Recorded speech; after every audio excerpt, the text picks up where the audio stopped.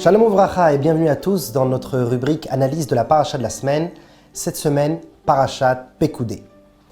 Alors, comme vous le savez, dans la Torah de manière générale, et dans la Torah écrite en particulier, chaque mot et chaque lettre est pesé et recensé, compté.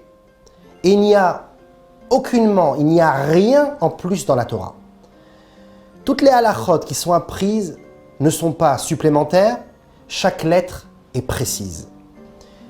Et voici, dans nos parashiot de cette semaine, Vayakel et Pekoudé, effectivement cette semaine nous lisons Vayakel et Pekoudé ensemble, eh bien nous trouvons une sorte de répétition, un doublon par rapport aux parashiot précédentes de Teruma et Tetzavé.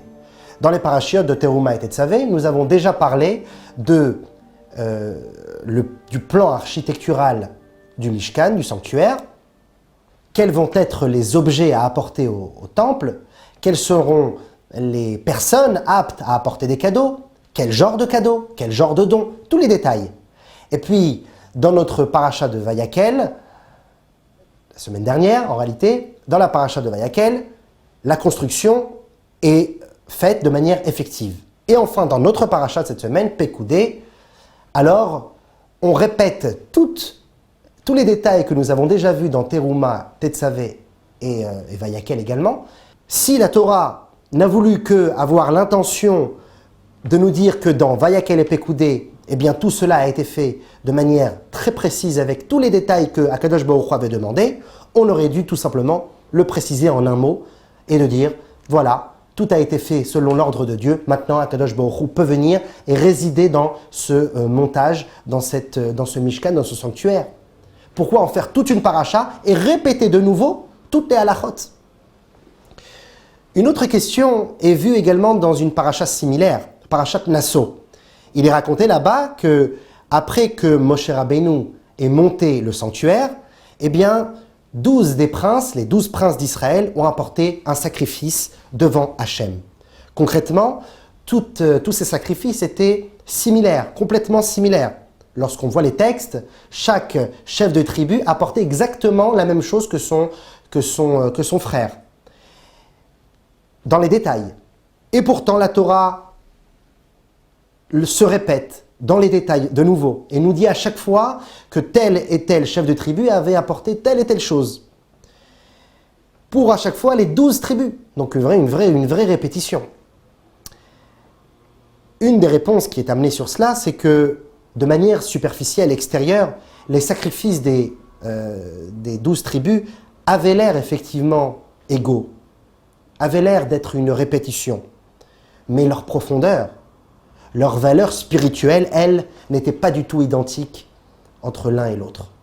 La profondeur des korbanot, c'est-à-dire que même si le détail technique du korban, tel et tel veau, tel et tel bélier, de telle et telle manière, combien de fois, les détails techniques, eux, étaient similaires, mais la manière dont les korbanot étaient apportés, et également la kavana, l'intention profonde et la valeur spirituelle qui habitait ce korban, n'avaient rien à voir entre l'un et l'autre.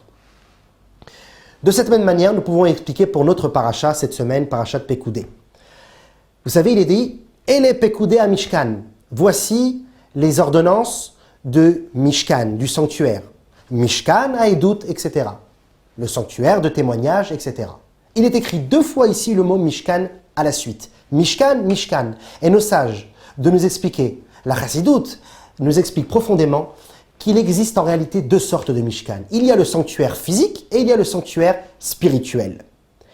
Dans les parashiot de Teruma et Tetzavé, Akadosh Baruch Hu enseigne à Moshe Rabbeinu, c'est une sorte d'attirance du haut vers le bas, toutes les ordonnances qui ont attrait au Mishkan spirituel. Bien que l'on parle de vraies poutres, de vraies tentures, de vrais socles, de vraies pièces, de véritable argent, le matériau, l'argent, bien que l'on parle de choses physiques, c'est à l'oreille de Moshe et à la transmission vers le peuple juif que cela est entendu. Mais en réalité, profondément, l'on parle ici du Mishkan spirituel, c'est-à-dire le Mishkan intrinsèque qui soit habite chaque homme, ou soit c'est le Mishkan des mondes célestes, dont Dieu fait référence dans la paracha de Teruma et de Tetzavé. C'est la raison pour laquelle Teruma prélevé pour Dieu, litrom li, amené à Dieu, et Tetzavé, ordonnance. C'est-à-dire qu'il y a le lien qui se crée ici entre le peuple juif et Akadosh Baruch Hu. Tetzavé, l'ordonnance, Teruma, le prélèvement. Complètement spirituel. Mais dans Parashat Vayakel et Pekoudé, eh bien c'est différent. Vayakel qui veut dire le rassemblement, donc on voit maintenant le peuple juif de manière effective va construire le temple, le Mishkan, le sanctuaire. Pekoudé, ce sont des ordres, mais non plus en tant que Tetzavé, ordonne, mais plutôt en tant que ordonnance effective. Les Pekoudé, ce sont les ordonnances effectives que nous mettons en place.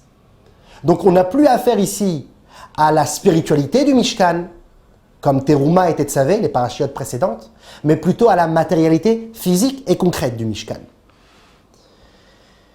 Bien qu'on peut dire que le Mishkan spirituel que Akadosh Baruch Hu a montré à Moshe Rabbeinu sur le mont Sinaï, où eh bien, il est sans aucun doute bien plus haut et bien plus profond que le Mishkan, le sanctuaire construit par les mains des hommes.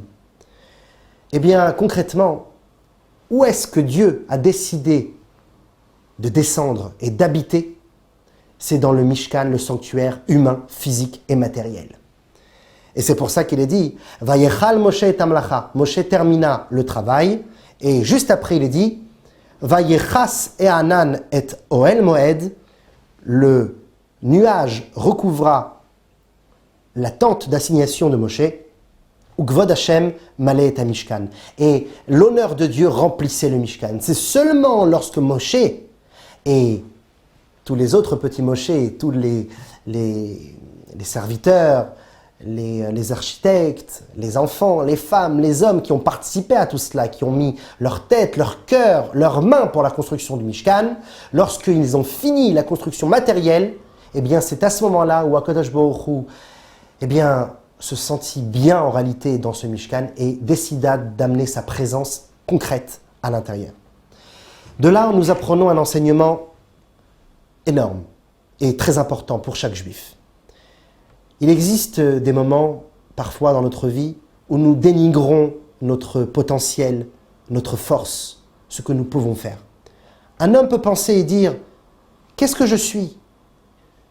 Quelle est ma force pour amener un achatoire, pour amener une sérénité et une satisfaction à Kadosh Baruch Hu? Qui suis-je?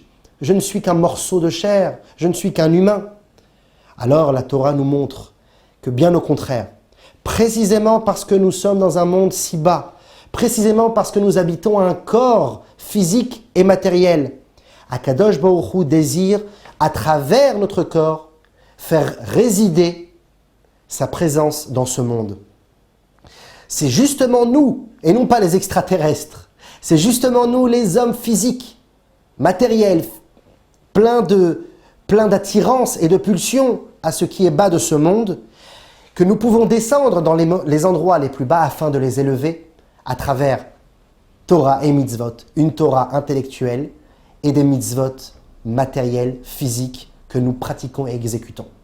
La différence entre le Mishkan et l'univers, le monde que nous connaissons, donc le travail au jour le jour que l'homme doit faire dans son Mishkan personnel, et que le Mishkan divin, le Mishkan qui existait dans le désert, était un endroit de dévoilement de Dieu, où l'on pouvait ressentir et presque voir la divinité. Alors que notre monde ici présent, ce bas monde, eh bien, cache la spiritualité, cache la divinité. Akadosh Baruch Hu se cache dans le physique.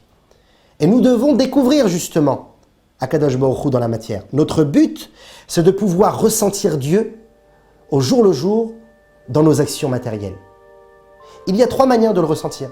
Soit de manière intellectuelle, par la réflexion, soit par la manière émotive, le ressenti qui est bien sûr suivi, et qui est plutôt précédé par une prise de conscience, donc intellect, émotion, ou soit par une vision.